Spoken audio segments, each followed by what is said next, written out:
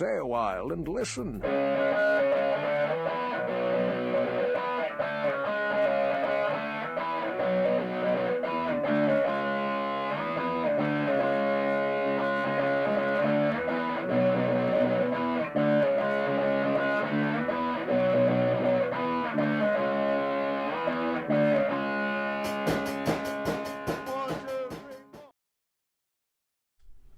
Welcome, everybody, to the Agony of Positivity podcast is the word I was looking for.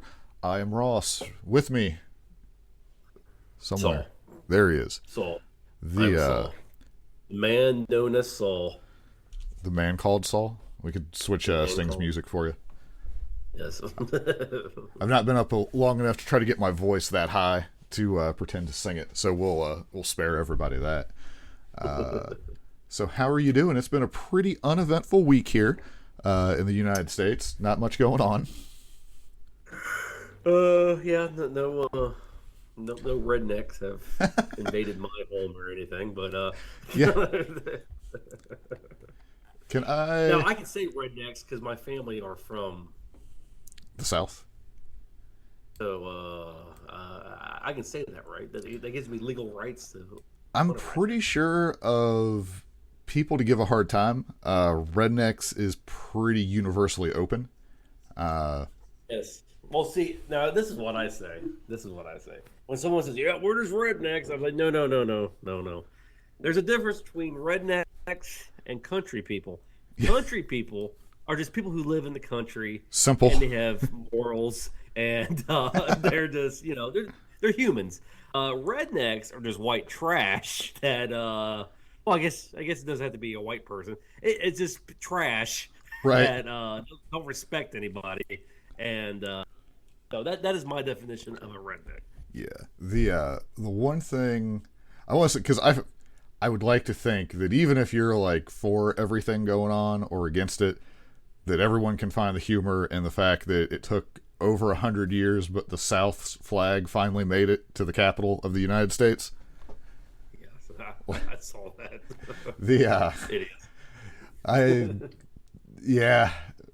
In the future, one day we might get to talk about this. I don't want to touch it right now, but that amused me. Like, just that idea that somewhere there's like Confederate ghosts like, yeah, we did it. It just goes to show, because I've been rewatching Deep Space Nine. Yeah. And I really wish Benjamin Sisko was a real person in real life, because he'd be such a cool president, and because he has great morals. I would so vote for him and want him to stay in office as long as because I just miss a real leader that I could trust. Right. I think that's going to be the show title. We'll make it Sisko for Prez. Benjamin Sisko, and his vice president could be Worf, because Worf's kind of wants sweet. Somebody that, yeah, that's what I'm saying. You kind of want a vice president that's like, I want to go fight somebody, and then if Sisko's like, oh, calm down, let's look at all the angles here. So. Now, have you ever seen Idiocracy, where Camacho Man is the president and they battle with monster trucks? No, I have not.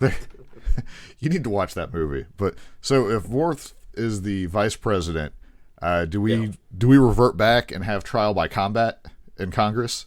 Because I'd be all for that. Well, no, because you have Benjamin Sisko that would agree to that. So Worf can do his own thing. Maybe he just lets him take care of Congress. I'm just saying, one of my biggest complaints is I think age is a problem. Well, the older you get, it's going to be a lot harder to battle. When you got an 80-year-old challenging a 25-year-old over a policy, yes, you're going to need some conviction to win that fight. Someone giving you some money is not going to push you the same as if you actually believe in the idea, is all I'm saying. That's what I want to see. I want to see Mitch McConnell and Chuck Schumer there. Just battle it. Can I be the ref? Yeah. Oh, my goodness. That would be fantastic. You know, remember when MTV did Celebrity Deathmatch or whatever? Yeah. Like, I'd like to see some clay fighting of that. Sure. So would Worf, like, if he needed like a gavel for anything, would he just use? I don't know. What's the name of the blade they have? Do you know? A bat'leth? Yeah, I think right. That's like Are you talking about their hand, like their knife? I don't know what their knife's called. Hold on. I'm doing research on the fly. Yeah, you're right. The bat'leth. Yeah, where it's like the three handle where you can have it in the middle or the sides. It's almost like a Illidan's Warglaive, but yes, actually functional. Whereas I don't know how good Illidan's highly decorated weaponry is. Yes. All right. So, do you want to? Because we had talked about talking about movies some this week, like upcoming stuff. We're kind of going that way with like talking about the Idiocracy and Star Wars and all that stuff. Do you just want to jump into that, or? Yeah, let's jump into movies because a lot of these movies look terrible. So we can talk about them. Let's see here. We're going to use this one. Something that could never ever possibly destroy us, Mr. Stay Puft. He chose poorly. You have chosen wisely. All right. So where we are looking is if you just do like upcoming movie search and go to Rotten Tomatoes, that's where we're at. Yep.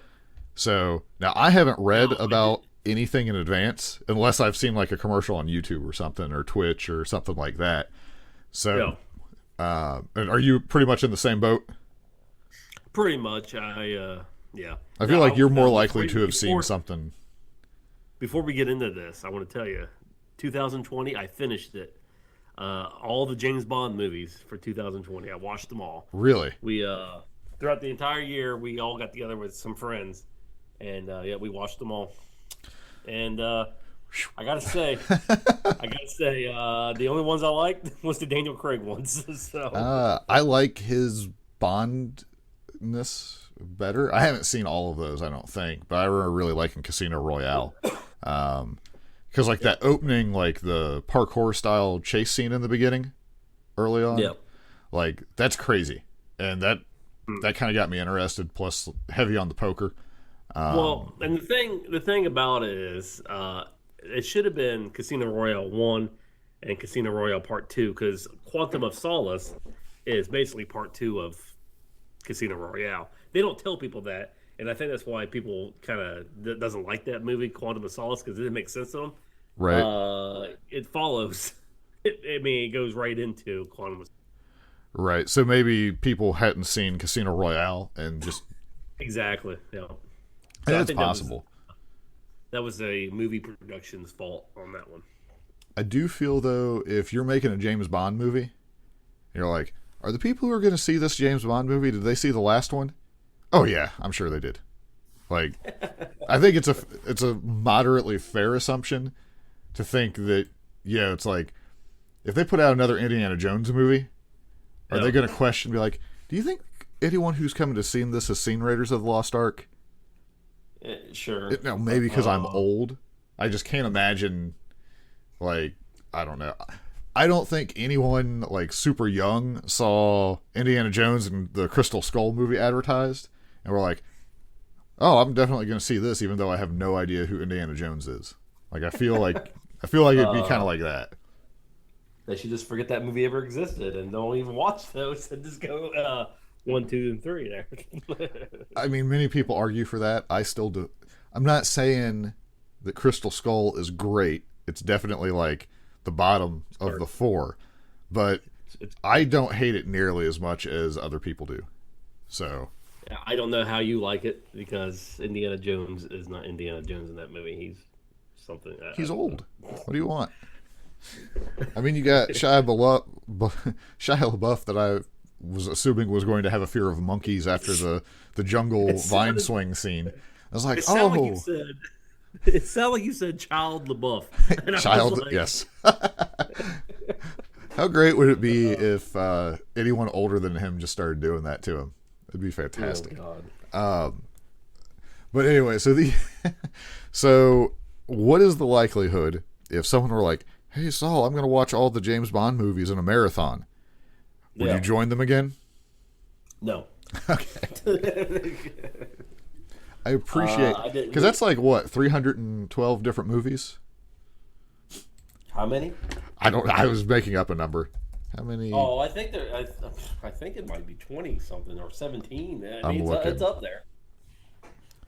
Let's see. How many? It's not 300. I know that. I think There are 24. 18. There are 24 official. Okay. So that makes me think that there's some kind of weird bootleg versions out there. So we watched the fake James Bond movie. It's Sean Connery, and what it is, Ian Fleming, whoever owned James Bond. Yeah. It's kind of like the Superman thing. It's two people owned it. Okay. Owned the rights to it. Well, so somebody, I don't know who it was. Either it was the production company or the writer owned the rights. They didn't own the rights to the music. So when you're watching it, yeah, it's James Bond, and they call him James Bond and everything, but they don't have any of the James Bond music. So it's weird watching Sean Connery as James Bond, but it's not technically a James Bond movie. What's the name of the movie? Was it like 007 or like they didn't have any of the naming rights for that, like the title? I'm guessing. They're gonna make me look this up. I don't know. It's Hold on, we'll look at. I've never heard about this. So type in Sean Connery non-James Bond movie, but Bond movie. Yeah, unofficial list of unofficial James Bond movies. Yeah. So Casino Royale in '54 was technically. Yes. Never say never. Never say never again. I'm sorry. Sean Connery is James Bond. Number 2 is Casino Royale, the '67. Yep. So I mean, they're keeping. Yeah, they actually named it that way. Yep. Huh. The original was 48 minutes long, is all. So I think the one I watched, what's it called again? Never Say Never Again. It's got Sean Connery. Never Say Never Again. Yeah. So Never Say Never Again is basically Thunderball. Well, I'm looking at like the poster. Yeah. Okay. Never Say Never Again is a remake of Thunderball by Kevin McClory, sued for the film rights. The title refers to the fact that Sean Connery vowed he would never again play Bond after filming Diamonds Are Forever, with an almost identical plot to Thunderball. Spectre, they steal 2 nuclear warheads, they try to extort NATO, Bond's got to eliminate them. The poster is all kinds of crazy. So, whoever owned the rights for that fake James Bond movie, they owned the rights to Spectre, okay, the main villain organization. Yeah. That's why in the canon, I guess, James Bond movies, Spectre disappears because the other guy owned that organization. He owned the rights to them. So that's why in like James Bond movies, the main organization, the evil guy, Spectre, kind of just disappears because it just recently got the rights. So what we're learning is even super organizations can fall victim to copyright claims. Yes. So your average Twitch streamer has no chance. Yes. All right. Well, and that's been this day in the history of James Bond. Yep. So I'll probably never forget some of that information. Unfortunately, it will be stuck with me for life. The next time I can't remember something I need to, I'm going to blame you. It's not a good movie because watching it's really weird watching a James Bond movie without the James Bond music. It's just. Well, I mean, just like the intro theme, or like where they do it lightly in the background, seems like it's. Yeah. You would. It's not in there at all. You don't notice it's there, but you would notice it's not there. Oh yeah, I'm like this feels weird. Right. So, yeah. Well, especially since I'm assuming you were pretty deep into James Bond at that point. Well, sure, like especially you've been watching regularly. Yes, if you've been power watching them, it's really weird. Oh my goodness. Well, I will say I give you credit for power watching through a movie series like that that you had not seen, whereas I believe my wife is downstairs currently watching Lost for who knows how many times. Sure, we like what we like, I guess. I just can't do it. Like. I just don't understand the ability to rewatch full shows all the time. For 2021, they want to watch all the Harry Potter movies, and I'm like, oh, good grief. The Harry Potter, like, I've never watched it. I could kind of get into it, but when it comes to magic users, I want Warcraft or Lord of the Rings style magic users, not So just. So I remember when Harry Potter came out. Mm-hmm. I was like, okay, this might be interesting. What I didn't like about it is that they had different worlds. They had our world and they had Magic World. Right. I'm like, okay, they should have just kept it with Magic World. Yeah, there's a couple of the, like, there's scenes that I like, but yeah, just in general, there is if you end up being a part of that, you get the main bad guy and one of the main good guys have like a magic battle at one point. And it's sweet. It's like, this is truthfully what I wanted the whole movie to be. Obviously, like, I hadn't read the book, so I had no idea what to expect out of it. But there's some real cool stuff in it. And then, like, I don't hate it. Like, I can sit and watch it if my wife's watching it. But I'm never going to put it on myself. But it's not like, okay, I need to leave the house. I just can't handle watching this. Like, it's nothing bad like that. Well, so the deal is that we have, I was like, okay, I'll watch all these movies, but then we're going to watch Lord of the Rings, the extended edition. And they're like, okay. Have you watched the extended editions? Yeah, where it's like 48 hours or something? Oh, it's awesome. It's Lord of the Rings, buddy. It's Oh, man. Because I watched, like, I was okay with Lord of the Rings. I thought it was a good movie. Or the series, rather. But when I saw, like, the extended editions, I was like, I'm not sitting that long. Like, I can... Sure. I mean, occasionally I'll watch Dances with Wolves every decade or so, and it's like a 4-hour movie. That's a rough watch right there. What? Dances with Wolves is good. I don't like that movie at all. Hold on. I'm pulling up something.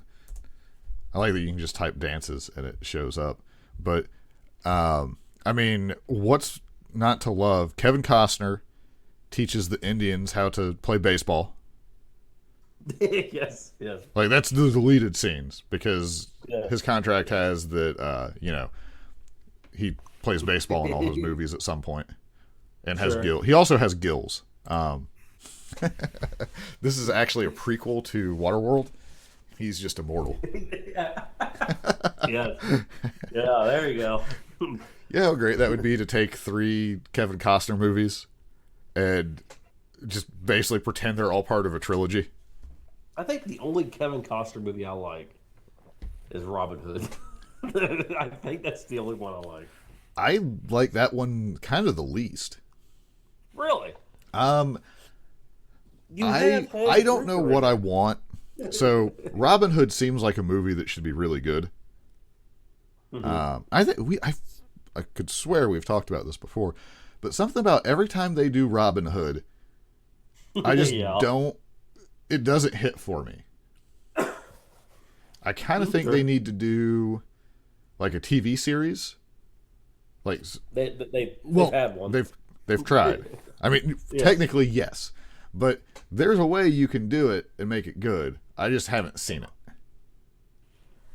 it, or I didn't get far enough in. On him actually being a robber, they focus on him being a revolutionary fighter type thing. Yeah, well, give me season 1 where he's a troublemaking robber with a good heart, but he's a little bit misguided, and let him get educated along the way. Basically, you want a Han Solo type movie. Yeah, but I want the actor. I also do need the actor to then loathe his choice of being Robin Hood, so you can never get past season 2. Like, he just... Yes. Like, you either have to kill him off or recast him. Yes. But he did. But make sure he does an excellent job, so where it's like actually disappointing. I like to have that in my life, like that disappointment of what could have been. That's always good. Yeah. I never understood why Harrison Ford hates Han Solo but loves Indiana Jones. I don't have you talked to Star Wars fans? Because that's why. No. I'm going to assume. I'm a Star Wars fan, and you're a Star Wars fan. but we're Sure. for the most part like functioning human beings. Like if someone calls the Yes. AT-AT by the wrong name, like I might correct them or like be like, oh, you can use this trick to remember which one's which, or something like that. Like I'm not going to call them names and be like, don't even watch Star Wars if you don't know what that's called. Like I'm not going to gatekeep Star Wars for people at all. Like that's the Yes. like, oh man, like passionate fans are the worst. Like, oh my goodness. But yeah, that would be my guess. There are like, all of a sudden you have a choice. Do you want to be in constant contact with Star Wars fans and the multitudes and hordes of them that exist, or the Indiana Jones fans where odds are they're at least 40 or older and just don't use computers? Sure. I'm going to go with the Indiana Jones fans. Like, you might get the occasional mean comment about Crystal Skull, but in general, they're more like, oh, I wear a fedora because of you, and then they leave you alone. Yes. Funny story. I was actually looking the other day. I don't know what happened. I think I said something at work about the Holy Grail, like looking for something. Oh, I was looking through the shelves trying to find like one particular bottle of chemicals, and I was like, feel like I'm looking for the Holy Grail over here. I was looking up to see if you could get like a movie replica of the Holy Grail. Yeah. None of them, from the reviews, none of them could actually be used to drink. Oh. Makes me very sad because I'd kind of like to have one. Not that I would drink from it constantly. Like I have my little Lord of the Rings glass that has like the writing from the ring around it, so when you put in like a different temperature, it shows up. It's pretty cool. But I would probably occasionally drink out of the cup that Christ drank out of. allegedly. I saw someone made a replica of the one that the dude drank and turned to dust. I thought that was funny. like, do you put both of those out at a party just to see like what happens? You have chose poorly. Yeah. All right. Let's get to these coming soons real quick here. Sure. So they're laid out 4x4, or like a row of 4. I say we just compare like the rows to each other and see if any of these look good. Okay. All right. So some of these have ratings already, but it says coming soon. So maybe. And I'm not clicking on the what the movie represents. I'm just looking at the poster. Yeah, that's all I'm doing too. And then movie poster has to sell me. We'll pick one of them, and then we'll look at it and see what it's actually about. Assuming we don't already know. So we got Butchers. It's just like the old style sedan car on a creepy road. The brake lights are on. What's the tagline here? There is no way out. Make it a little bit bigger here for myself.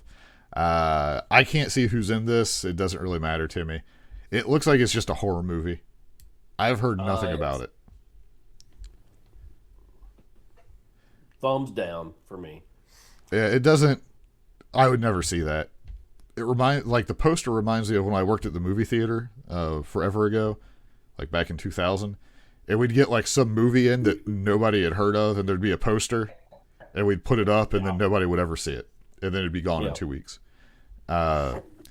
We got Skyfire, which looks to be. We got on the back left. It looks a little bit like Ricky Starks from AEW showing up there. I don't know who's in the front. Some lady. Yeah. We got Forrest Griffin carrying a small child as the other person. My resolution, I don't know if the posters have low res or what.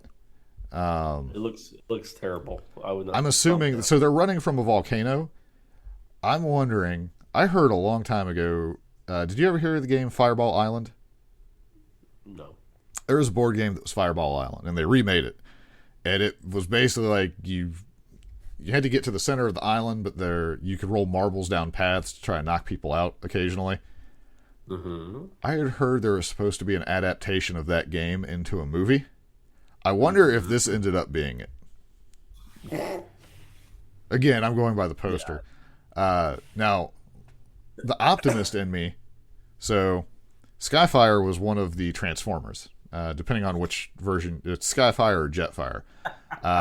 I'd like to think that this is, even though he was frozen, he's actually emerging from a volcano in this one, and this is actually a Transformers movie.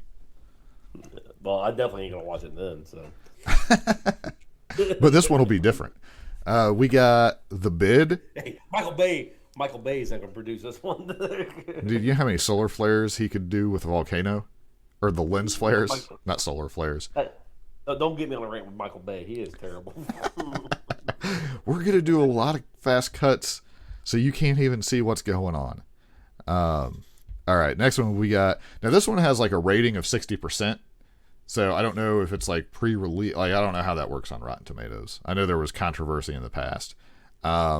Next one is The Bid.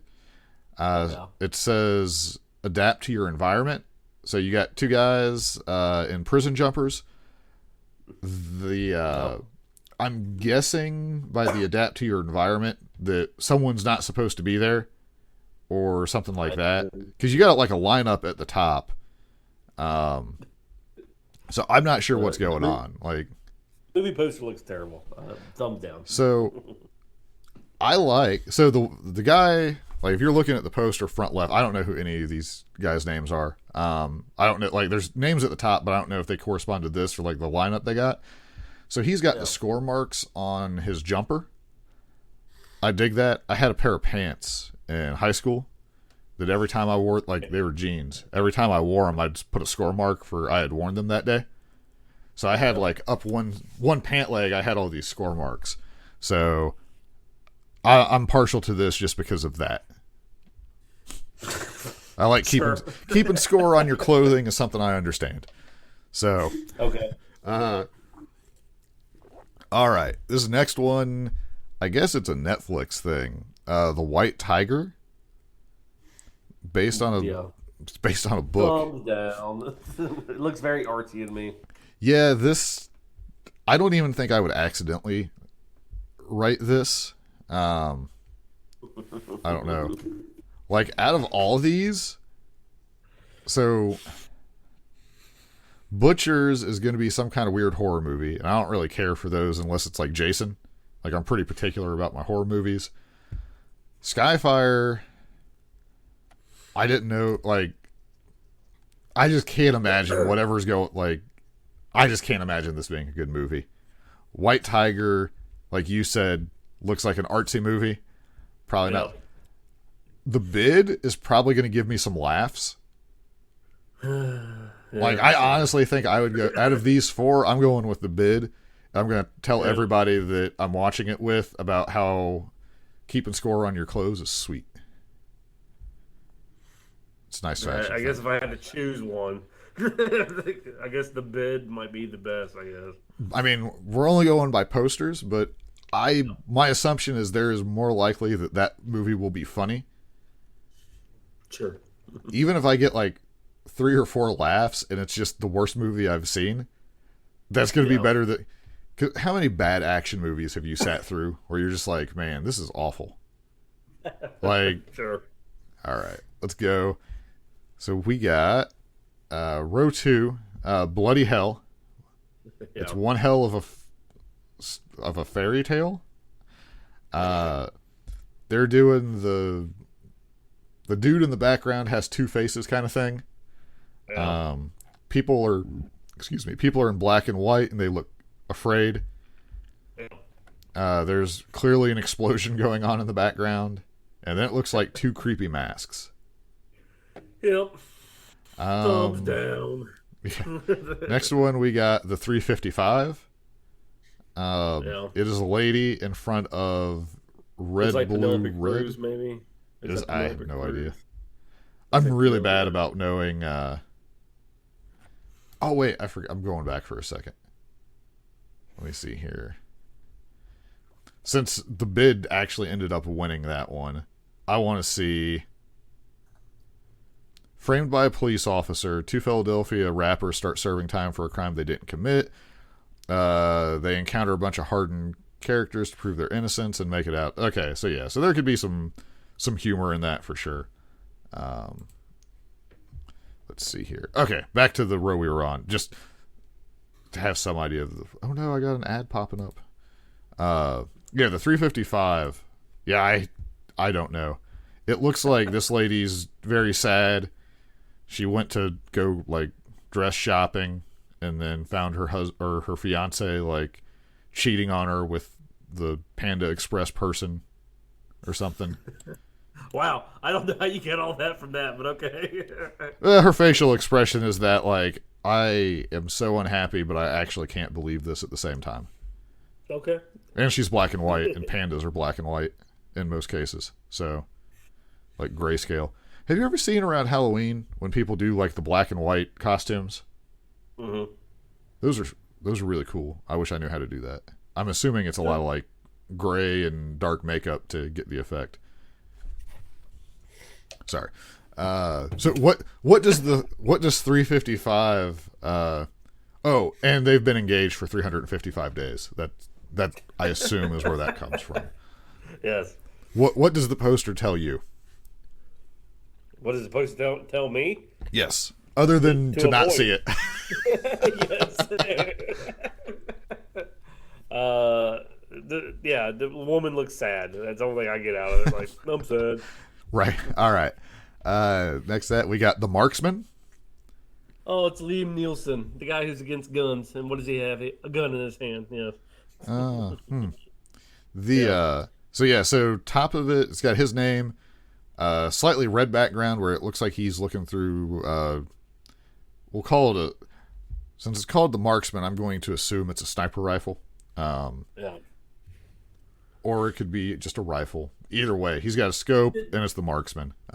This looks like all Liam Nielsen's movie posters. They all look the same. Right, it's got his face. Well, this one's not like he's not in the snow on this one. It's true, he's not in the snow this now, time. Yes. The second part though, so his picture, it's got like a red sky kind of background. Then it says the tagline, "The Marksman." Below that, you got like the golden sunset where it's a man and it looks like a child. Yeah. So my guess is going to be, I feel like this one's probably going to be pretty accurate. He's a marksman who's either been disgraced, betrayed, or is a psychopath, and somehow he is now raising a kid or trying to get it. It's going to be the Mandalorian. He's trying to get the kid back to his family. Yes. And for some reason, now I'm basing this on the fact that they have telephone poles in the poster. This is going to be like set in an older time, so cell phones don't exist. So there's going to be a lot of payphones in this one. Okay, all right, yeah. Could be. What if I was dead on? Like what?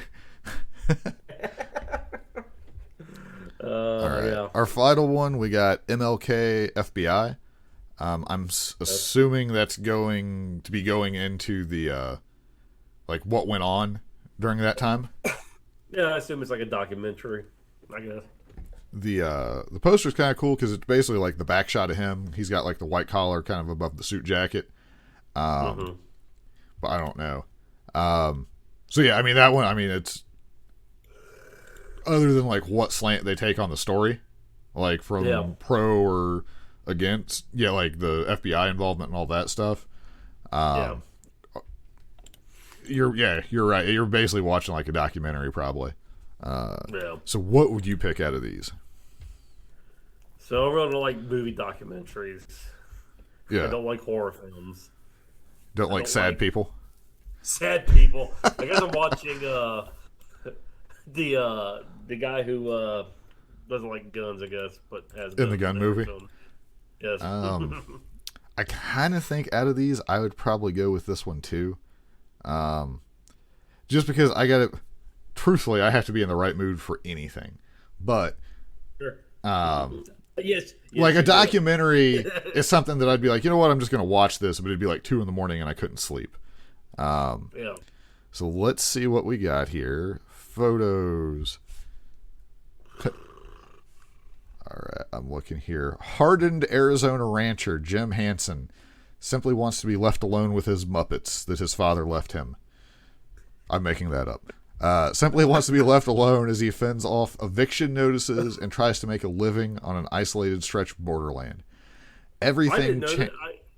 I'm gonna be honest with you. I thought that was like the real movie tag. You know how awesome it would be if he was like if it was related to Jim Henson, and they were trying to come and take his Muppets, like Living Dead, like they were laying siege on the house. Yeah, we got an idea for a movie.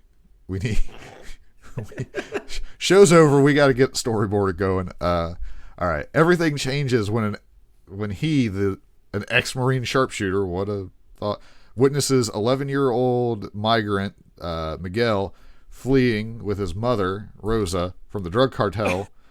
After being caught in a shootout, she begs him to take her son to safety to her family in Chicago.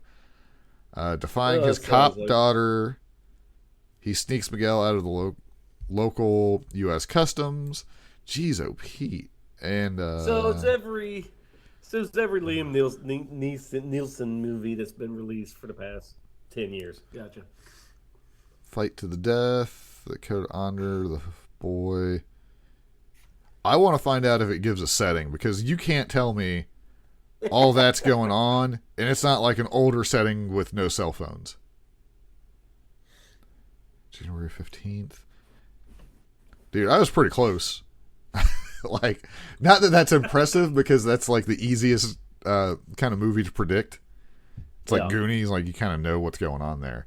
All right, next row. You want to do another row, or we could be doing this forever. Let's see. Let's go down to Godzilla. Go all the way down to Godzilla row. Is Godzilla like the first one on the row? Yeah. I'm looking. What else is listed with it? How far down is it? It's down. It's May 21st. Oh, there. Godzilla vs. Kong. That one? Okay. Yep. All right. And then we'll just call it after this row, because we could be here for like for days. Like 9-hour podcast. Although we just found a way for content for years to come is the Rotten Tomatoes coming soon page. All right. Yes. So first one up. You want me to go ahead and describe this one, because my first glance is hilarious to me. Yes. All right.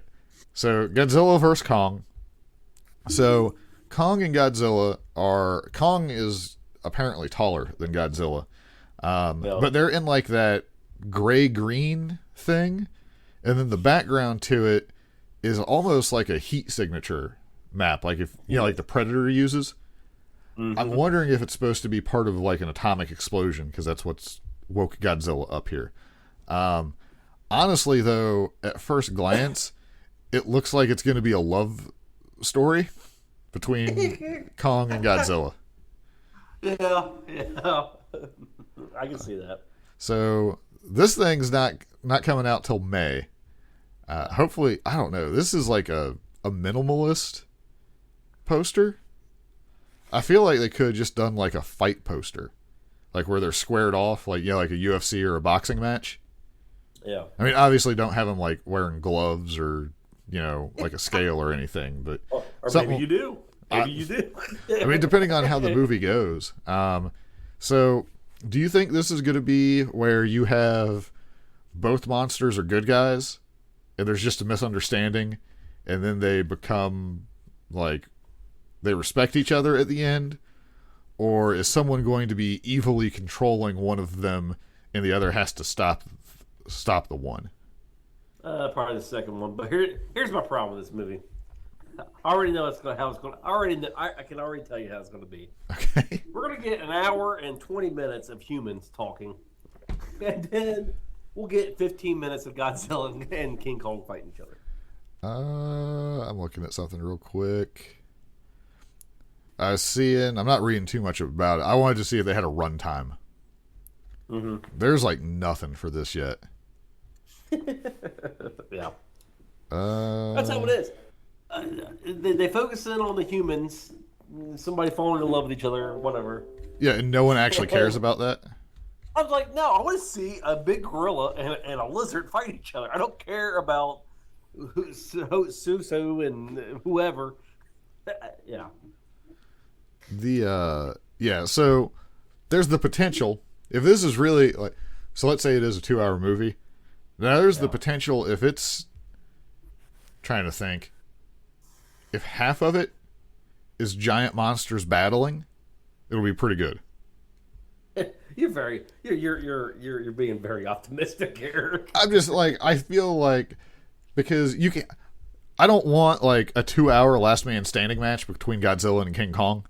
I don't know how you make that interesting, but an hour of fighting and then an hour of like actual story development around it.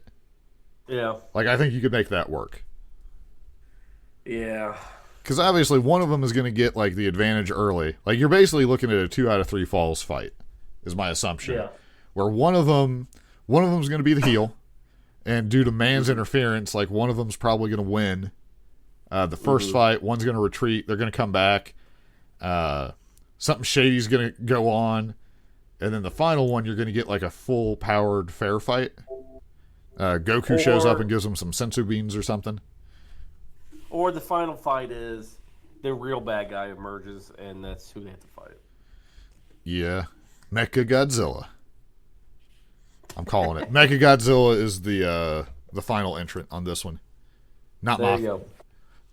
What if you end up with Mecha Godzilla shows up and he overpowers them both, but then Mothra shows up to save the day There you go. with weird moth dust powers? All right, so we got that. The next one in this is called Spiral. Yep. So there's a red light at the top. Like, there's a lot of fog effect going on here. You can barely read the word spiral. You got a dude standing in a crosswalk, I guess. Yes. Street lights behind him. Maybe in the city. I can't really tell. Or stuff's on fire. I don't know. I assume this is going to be the prequel to Ghost Rider. Okay. For Marvel. Yes. Like, that's the feeling I get from it. I have no idea. Like, it's a cool poster. It kind of makes me feel like a Silent Hill vibe. I'm getting police drama vibe. Ooh, maybe. Yeah. Who's the dude in this? Let's see. This is the last one. I'm going to somewhat cheat and see if I can find a name or something. Yeah. Dude, are there... I think you're dead on, though. There's photos of it. And there is, I would assume, a detective based on the shoulder holsters. Yep. He looks like he's been blown... Like, it's full, like, John McClane in one of the pictures. Like, where he has not had a good day. A detective and his partner investigate a series of grisly murders. Well, there you go. There you go. So it's 7. That would, if you're gonna remake something and do a different spin on it, not the worst one. Like, there's a lot of open room there. All right, what do we got next? I gotta scroll back. Yeah. What's in the box? You know, they originally weren't gonna have the bad guy win in that movie. Oh, really? I think, if I remember correctly, I want to say it was Brad Pitt was like, nah, bad guy has to win or something like that. Like, someone like fought for it because they're like, no, it has to be this way, like, for it to be good. Kevin Spacey must be the bad guy. All right, so now going off the poster, I would not have gone with police movie at all. So I'm just gonna stick to, now that we know that, I'm just gonna stick to what I would have thought from the poster. All right, next we got F9, Fast and the Furious 9. They show up at what's it called? Daly's place with the dynamite smoke in the background here. Yeah. I mean, we pretty much know what to expect from this, right? Yes. Bad acting. Lots of shifting. And like close-ups of like the split screen where it's like 1 foot going on the clutch and then cut to shift it into third, like super overly hard. And gnaws. Like, lots of gnaws. Like, because I've driven a stick shift.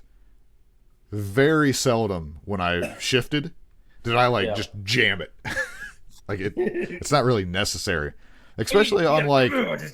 You gotta throw it in there, Ross. Well, if I was driving like a super old car, where like things didn't work as well, like I've driven like old box trucks that like shifting into third, like you had to take your foot off the gas, not because that's what you do, but because you needed it to kick it into third gear, because things were ground down so bad. High performance machines, I would not think you would have to put so much effort into it. Sure. So I've seen like the first Fast and the Furious movie. Sure. It disgusts me that I was working at the movie theater back when that came out. It's been that long ago. I don't think I've ever seen any of the others. Well, I've seen more than I would care to admit. I think I've seen like 3 of them. That's hilarious. But yeah, so I just assume it's going to be a crazy car action movie. Sure. Finally. So, I mean, that somewhat making fun of the poster, but it literally is just the cast lined up, sitting on bumpers, kind of staggered, and then there's colored smoke in the background. Yep.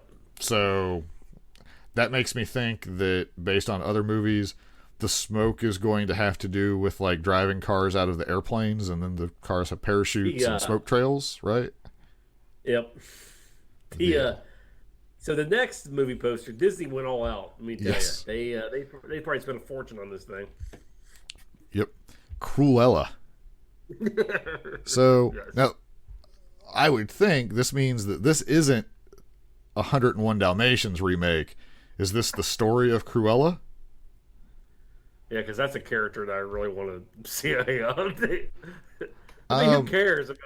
I mean, do we really need an origin story for Cruella DeVille? Well, how do you get a happy ending out of that? Because if you're going by... Okay, so Cruella DeVille, her parents are like, we've just had a beautiful girl. We should give her a name that is guaranteed to make her a villain. The fact that our last name is already DeVille, which is very close to the villain, isn't enough. Yeah. Let's make it Cruella. She will be very cruel. So, I mean, that would be an interesting scene. I'd like to see the logic of naming your child that. So, what if we get an origin story? So, what she's just like hates like. How do we make Cruella a sympathetic character? Is she like constantly mauled by people's pets? But they're or more specifically Dalmatians. Maybe her family. Like, here we go. I got it. Neighbors. I got an idea. Right. Now, you might recognize this story from another movie, but here we go. So, growing up, Cruella, her house catches on fire. Okay. Right? Well, the fire department tries to come, and there's like, they're a rich family, so they have a very big house. So many fire departments are sent. They're very influential in the town. Well, all the trucks have the Dalmatians on them, and for some reason, the Dalmatians all go crazy and start biting all the fire hoses. So you just can't get the water pressure, and her parents die in a house fire. Yes. Yeah. So she vows to get revenge on all Dalmatians. So what happens next is she dies as well, but she's visited by dream demons who give her the opportunity when Dalmatians are asleep that she can no. Like, I mean, you could do that. Like, you would have to do something super drastic like that to make Cruella like a sympathetic villain. Yeah. Or I guess the other option, I can't believe I'm putting this much thought into Cruella DeVille. What if they did the movie after the 101 Dalmatians movies, and this is her rehabilitation? Okay. Because like the poster is literally the name Cruella. That's it. Either way, I don't want to see this movie. I don't care. Hold on, I'm checking. I want to see if it says anything. Live action film. It's feature film about the rebellious early days of that. It's in the 70s. It's punk rock. She's a young grifter it follows a young grifter named Estella. To try to make a name for herself with the design, pair of young thieves. What on? Catch the eye of Hellman, a family, chic, terrifying hot, played by two-time Oscar winner. So she is a fashionable and revenge-bent Cruella. So somehow they're going to try to give her a face turn where she's the good guy? I don't understand. Yeah. Is that what they're really going? Like, no. Oh, my goodness. So the only movie that I would watch out of all of these, Fast and Furious 9, I think. Really? Just because of smoke, it makes me want to watch it. I would watch Godzilla vs. Kong because... So here's what gets me all the time. My optimism for how cool it could be to have two giant monsters fight would get me, like, without seeing trailers for any of these things, I would watch that one. I would watch Godzilla. I already know what I want to get, so I don't want to watch it because I'm going to be disappointed. Yeah, I mean, the end result is me being disappointed and saying, you know what would have made this movie good? Yep. A million different ways, but I already know Fast and Furious is going to be garbage, so that's why I'm going to go with it and watch But it. you're going to get to see some cool stunts. Yep. That's fair. I'm going to get to see Godzilla blow a hole through something, so that'll be okay. Yeah, man, there are some awful looking movie posters. I feel like they don't do a very good job making posters either. Let's see, Fast and the Furious. Oh yeah, John Cena. Well, that just even makes it even better right there. There's just no escaping that dude. Yeah. This time they're battling skilled assassins. Who? Fast and... Oh, God. Dominique and his crew join forces to battle the most skilled assassin and high-performance driver they've ever encountered, his forsaken brother. So is it going to be like... I hope they go like Evil Spock, where it's just Vin Diesel with a goatee. Yeah. Oh, man. It'll be Dominic. Dominic fighting him. Dominic Dortero. Yes. Be like, but if you're his brother, shouldn't you have the last name? Be like, nah, evil forsaken brother. Oh, God. The family knew. Oh my goodness. All right. All right. So movies are out of the way. I was pretty entertained by that. It was a good time. We'll have to remember that because that might be the easiest way to do movie stuff is just look at the posters and everything. So we've been going long. So who do you want to do? You want to do WoW or do you want to do wrestling? Let's talk a little bit about wrestling, just because I feel like this week was pretty eventful for the AEW Impact world. Fair enough. Hold on. Why did Britt take her shoe off to eat that sandwich? All right.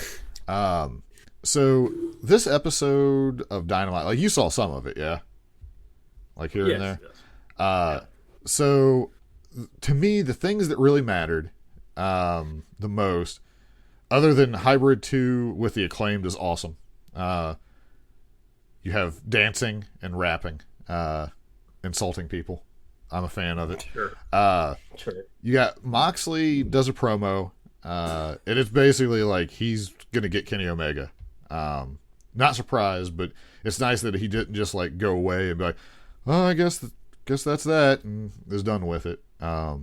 So, but like the promo's pretty good. If you just kind of keep up with Dynamite here and there and haven't watched anything yet, watch this promo in the last bit of the show. We did get a Wardlow Hager match, which I wanted to be good. I don't think it was. F10 is just awful for a finishing move for Wardlow. Yeah. Otherwise, I mean, they beat the crap out of each other, which was sweet, but it was, you got some more Sting showing up, not really doing a whole lot. We got the new TNT title design. which I like it. It's a black strap instead. The only red on it is where it says the champion part now. Yeah. So it's basically the same design, just a little bit of a color switch on it, but it looked good. They did a weird weigh-in with Brian Cage and Darby, which was like, why? Yes. I said the same thing. I'm like, why are we doing this? Yeah, like, I don't know. I appreciate people when they're like, well, instead of a contract signing, what can we do that's different? Maybe we'll do like a weigh-in. It's like, sure. I guess, whatever.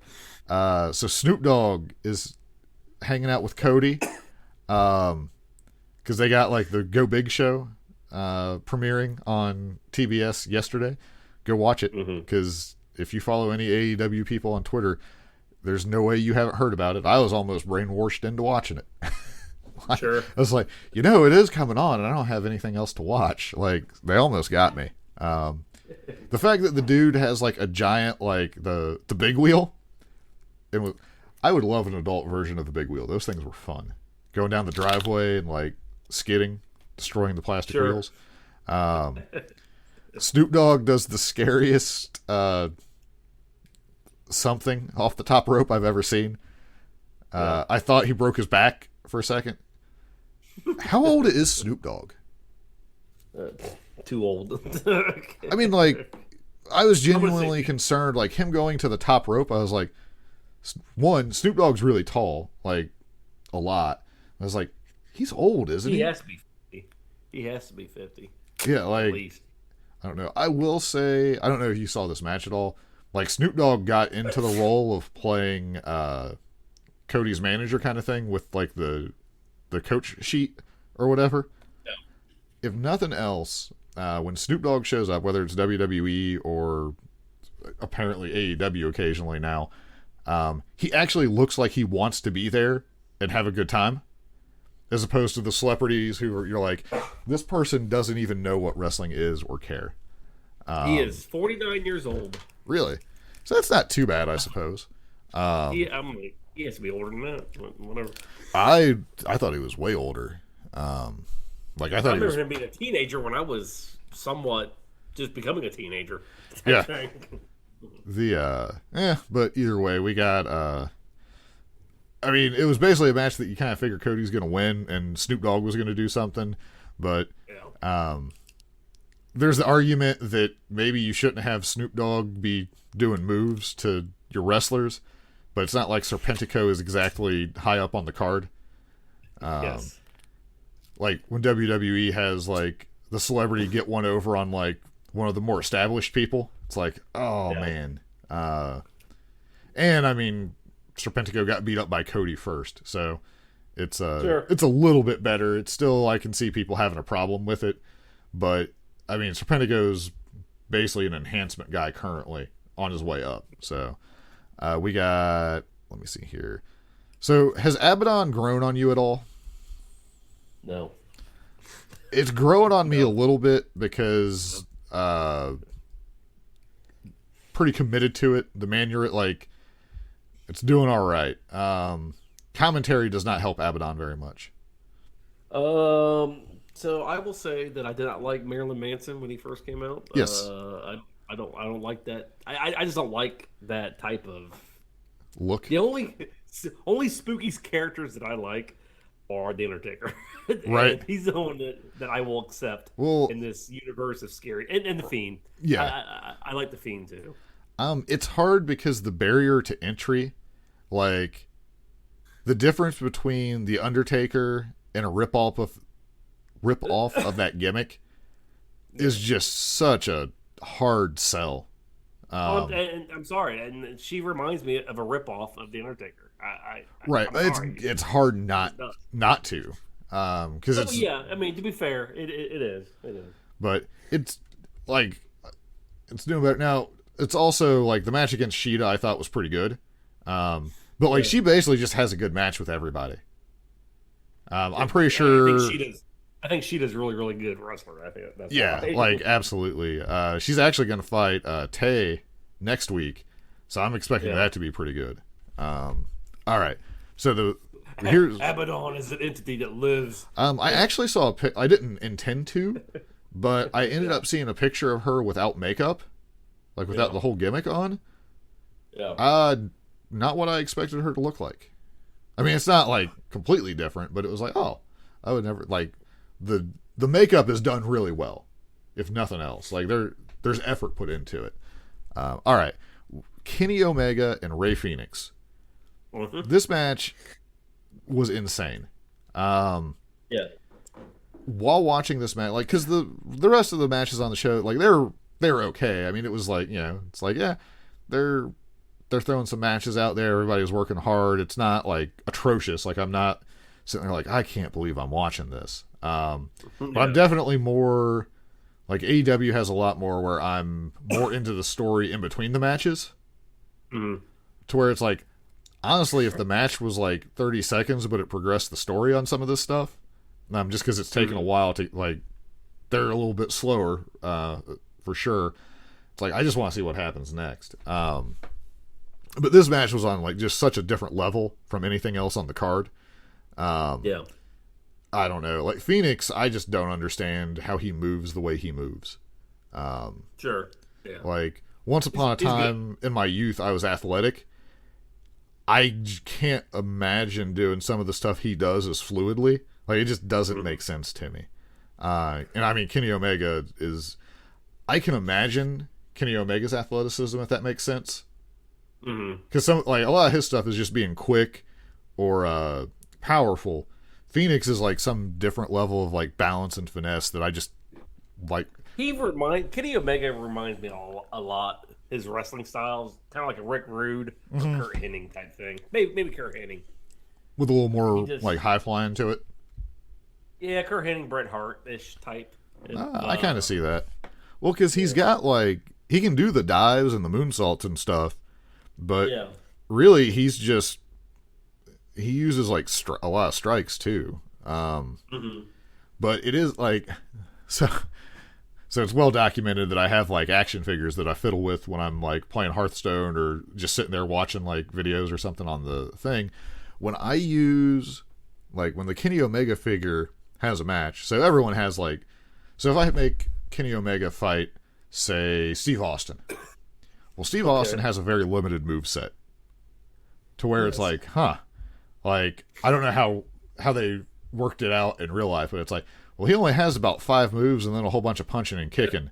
So Kenny Omega is going to have to be on the offense if I want to like play for any period of time. Because he literally can do like, there's not a move, like there's moves he does, but if I want to have Kenny Omega do like a power bomb and then follow like a submission, that's believable to me. Like I can pretty much do anything I want. Young Bucks the same way. Like they can pretty much do any move. Like it's not far fetched. Like I'm never gonna have like Steve Austin's not gonna do like an angle slam. Like, I'm just not expecting to see him do something like that. He's gonna punch, kick, suplex, maybe atomic drop, get pinned by doing $1 Million Dream. So yeah, like Kenny, and then Phoenix is the same way. Like there's a lot of guys in AEW that they just can do any move, and they might. It's weird. Yeah. But yeah, so this thing is just full on like nonstop crazy. They also, like Jericho says in this somewhere along the way, they're beating the crap out of each other. I would not that I would be able to stop them. I don't think I would let Phoenix or Penta ever chop me. Yes. Period. Be like, I agree with that. I would rather them punch me in the face. I'm pretty sure. Sure. Be like, because they might accidentally do a working punch. Whereas the chops, it's just like, yeah, I'm just going to, like, there's no, like, cupping your hand trying to get the sound. It's just, like, open palm strike. Like, oh, stop. It hurts.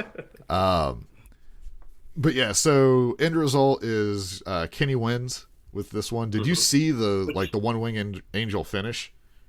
Yes. Like how like Phoenix like put his arm up like he was trying to kick out, but he just couldn't move it enough. Yes. I like that style of getting beat, and it made sense because like Kenny didn't have that arm covered, so it was like I'm trying, but I just can't do it. I'm just out. Now Now, I don't like when they had like the AAA match where the guy kicked out at 3.5 or whatever, like a full-on kick out. That I don't care for. But where it's like, or you'll see like someone like they hook the leg and the guy's got the one leg and he's like kind of kicking it in the air, where it looks like he's at least trying to kick out, he just can't do it. I prefer that for your like try to look a little bit stronger even though you got beat. All right, so now we get the craziness with Don Callis, Kenny. They Butcher and Blade and Kingston beat up Pac and Penta, and they're going to. I would love to know what the intent was, because they're basically talking about giving him a one-winged angel to Phoenix that's going to put him out of the business forever. So was he going to do like a top rope to the outside? Like what was the plan here? Moxley comes in. He's got his barbed wire baseball bat, and he actually hits Omega with it. I expected him to clear out of the ring. Like I didn't expect him to actually get to hit him with it. Like that never is how it works out when the good guys come down like that. But so he's got the advantage for a little while. He's getting ready to like really hurt him. And you get Good Brothers, Gallows and Anderson show up. They beat the bejesus out of Moxley. The one thing that made me laugh, so their finisher, the Magic Killer. Would you agree that is one of the worst finishers you've ever seen as a double team move?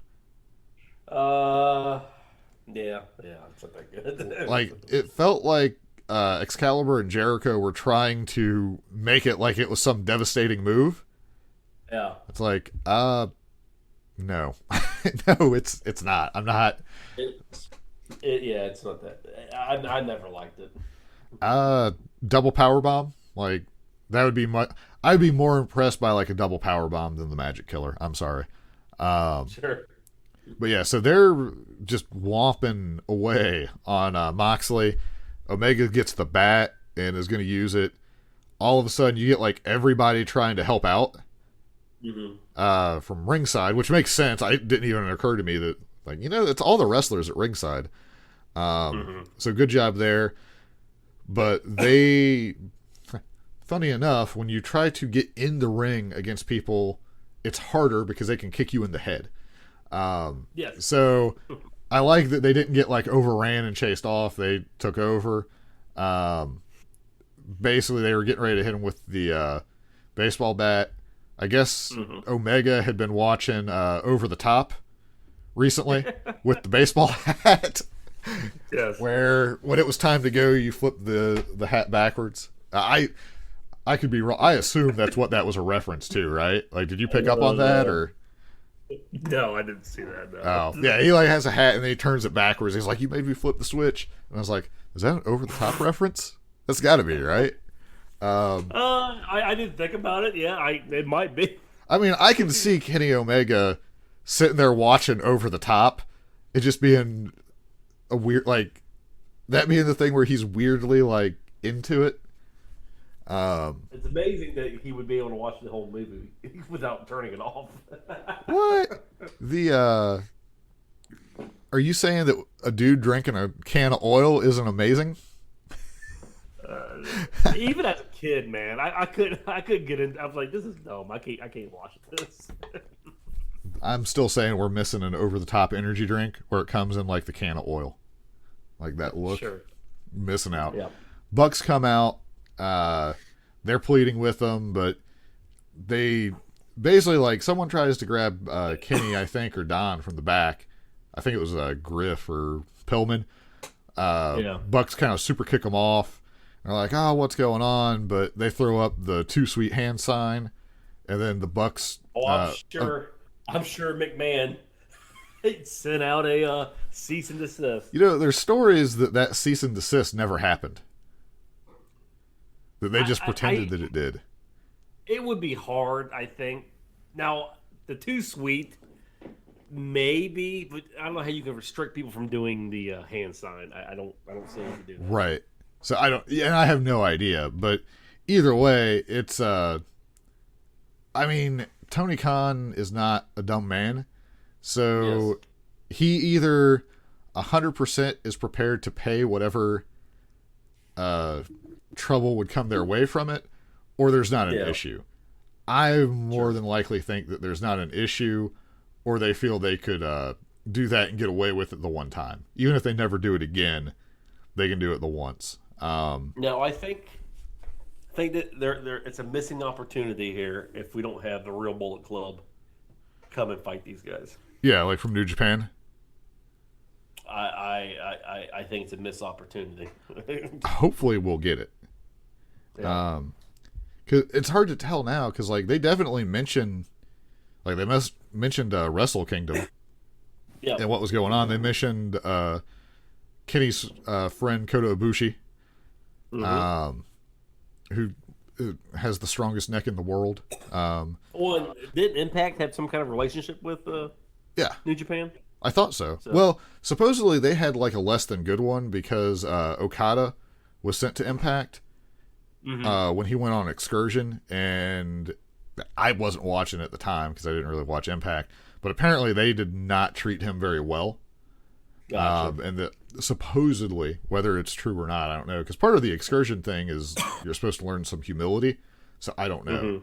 But I've heard reports that New Japan was less than happy because they wanted Okada to be a big deal. And Impact really wasn't doing good by him. Zero idea if there's any truth to that. That's something I've heard. But I would... So, what do you like? Does this make you interested to kind of watch Impact, their pay-per-view coming up, and see what happens? No, I'm not gonna buy the pay-per-view. Right. Well, right. I'm not saying necessarily going to buy it, but does it make you more interested than you were? Sure. I mean, it makes me interesting to see what they're going to do with it. I mean, is Kenny Omega going to be full-blown just on Impact all the time? You know, being like a leader of this new group, or right? Like, what are they going to do? Well, and it becomes the question of, are the Bucks really with them, or are they just kind of backing their friend and they're hoping to, like, calm all this stuff down? Or are we getting, like, basically, like, the super artillery group or something, like, whatever they're going to call themselves, the Collection? I would assume the Collection would be a good name, but I think that's already taken. Yeah, sure. Like, it's interesting, though, because you got a lot of champs involved there. So we now have a 5-person group. One can assume that maybe they're looking to set up Blood and Guts, the War Games match again. Yeah, true. Do you think that it is going to be Moxley and some TNA people? Like, Sami Callihan's there. He was former partners. So realistically, like I said, the fantasy exciting, wrestling fan would really want Moxley and the Bullet Club fighting each other. But realistically, I think it's going to be Moxley and, like you said, some Impact people. Right. Well, I wonder... So this is like fantasy booking land, obviously, because this is a pretty big deal. This is like one of the bigger things in recent times, I'd say.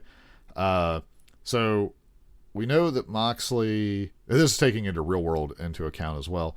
Moxley's wife is pregnant, so he's, I would assume, is going to get wrote off for a little while. Yeah. To be with her, like, as that gets closer. Maybe he does try to do, like, the Inner Circle thing, where he tries to take them on all on his own.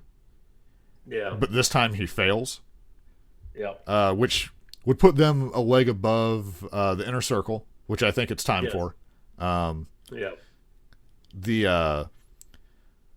So long term, and I've seen other people say this, but this is kind of what I would want to see at this point now, is we assume that Hangman is very likely to be the one to finally beat Omega. Do we get Hangman leads Dark Order, and the end result is these 5 against Hangman, Silver, Reynolds, Uno, and Grayson in a War Games match? You would really have to build up the Dark Order to do They that. got plenty of time. They do. Because they can let... I mean, you would... Like, if you put Hangman at that spot... Yeah. Because I think the fans actually want that now. You could... The fact that we're even having this conversation that the fans want the Dark Order... Sure. Is amazing to begin with. Well, it's sad and cool because I think Brody Lee He wanted the Dark Order to succeed, and I think his death has made the Dark Order succeed. You know, make even everyone more cheer for the Dark Order. Yeah. Well, I think they were like if things hadn't happened the way they were, though. I mean, they were definitely gaining traction with him. Between that and BTE, like they were on the rise. This kind of, unfortunately, you know, as far as career-wise, I guess, like that Dark Order could be amazing. Like they've spiked up basically the ranks as a result of everything. Like people want that group to do well.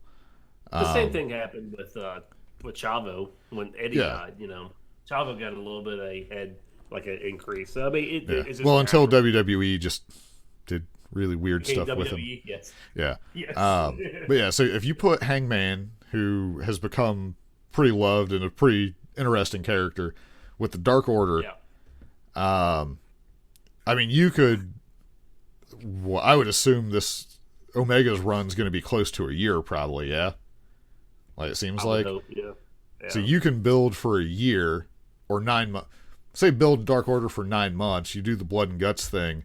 Maybe that's how Hangman gets like his title match at the do a pay-per-view. Hopefully we have crowds back. If Dark Order wins, Hangman gets a title shot with Omega. So they can win that, and then your next pay-per-view, which is like 3 months down the road from that one, you get that title match where you can finally win it. But yeah, I would assume you would have Dark Order fight them sometime soon and get put in their place, basically. Just like normal match, like not gimmicked or anything, but just like, like a normal match. They get put in their place, and then you can have them get serious over the coming months. But I think you could absolutely get them built up to that point. Yeah, you could. And then you have Silver never wear long tights again because it makes him look even shorter. Sure. Which fortunately he said that he was going to retire those tights. So. Sure. But yeah, so all right. I feel like that covers that. But yeah, I mean, it just seemed like that's a pretty big deal. So I wonder if, because I would be curious when during the NWO stuff, like, I don't know, I assume there were not podcasts back then. Like, that wasn't a thing that existed. I would love, though, to, like, short of, like, the wrestling newsletters obviously had stuff, but just, like, normal people's reactions, like, how amazed they were. Like, oh, my goodness. This is the most... when NWO first started. Yep. Like, when Hall shows up, then when Nash, and then when Hogan turns. And I'm not saying that this is the same thing as that. I'm just saying, like, in more recent times, this is a bigger thing to happen. If you want to be wrestling history, you would have to have the Bullet Club. If they bring in the Bullet Club, then it would be the same as the NWO. Well, what if... so let's say Omega, Anderson, Gallows, they win at the TNA, or the Impact, I guess is technically what it is now. They win at the pay-per-view, but the Young Bucks are there with them. Like, Bucks help them cheat to win or something like that. They're in the ring. But then in Impact, the actual Bullet Club, I don't think there's going to be a travel lifting at the time to make that happen. But the actual Bullet, like, that would be pretty crazy. Like, they show up on either show, on AEW or Impact, either one, it doesn't matter. And fight them, so you have... Like, that'd be crazy. Sure. That's what I'm saying. If you have this new group of Kenny Omegas, and they're all just running roughshod. Beating crap roughshod on everybody, and then all of a sudden you hear the Bullet Club entrance music. The place will go insane. What if? So I have no idea who it was. He was talking about, like, making sure, like, the factions are kind of mixed up. What if you have, like, Omega, Anderson, Gallows, the Bucks are in the ring, but for whatever, like, so the New Japan, like a small contingent of New Japan, like Bullet Club, like 2 guys come out, like Tama Tonga maybe, and you're like, man, they're really outgunned here, but then everybody turns on the Bucks. So Omega is the AEW guy, Good Brothers are the Impact, and then he has some New Japan people with him. Now, in a perfect world, he'd have like Kota Ibushi on his side, because that would make sense. But so then you have the faction has someone from all three groups. Yeah. So you again avoid this company is more dominant than this company. It's true. Yeah. Yeah. I don't know if we'll ever get that, but that'd be amazing. And then, sure, throw in somebody from NWA. Why not? Sure. The what's Aldous doing right now with the NWA title? Not a lot. Exactly. Hanging out with Mickey James. Yeah. Look, we just booked you a job. We're nobodies, but there you go. That's how you do it. But yeah, the idea of like intermingling the faction so it's all the groups. Yep. That way, you don't have to say, "Oh, well, Impact is better than AEW because they won," because nobody wants that. I assume that's why WWE would never work with another group. They're not going to let someone from the outside beat their guy and say they're better. Yep. Exactly. Or not like blanketly like that. So, all right. You got anything else? No, I think we talked long enough. All right. Yeah, eventually we're going to talk about Shadowlands. Saul's hit level cap with one character, but I'm still playing it, so I think we've made it a record into the new expansion for me not to have stopped yet. So, yes. I'm still having a pretty good time. So, but all right. Oh, you want to give a shout out to the guy who? Oh yeah, while we're talking about this, so I got to pull this up. Sorry that we got you at the end of the shows at the beginning, but yeah. Well, and who knows if he'll even hear it? But we're gonna. Well, I'm gonna make something. So we had Daniel Dorsey. We did a video forever ago where I did like the Savage Slim Jim, I think is where it came from, like the Super Slim Jim, and then as a result of that, like basically just a review where it was like a food review kind of thing on the YouTube, and then someone like it was suggested to do one of the Tijuana Mamas, so I got one of the 300% hotter Tijuana Mamas, and apparently I ate it incorrectly. So I just opened it up and ate it because I'm not into the Tijuana Mama world. But he was like, "Oh, you got to crush it." I was like, "Well, okay." So we've talked like Bolton, like, do I take like a rolling pin to it or a meat tenderizer? Like, I just don't understand. Well, I guess he was like looking through some old stuff and came across the episode where we were kind of talking about it. It's like, no, you just use your hand. And so to our Twitter, he just like it's funny because it's the video of me talking about it, but he's got like the Tijuana Mama out and is showing the proper technique to to smash it, which made me laugh.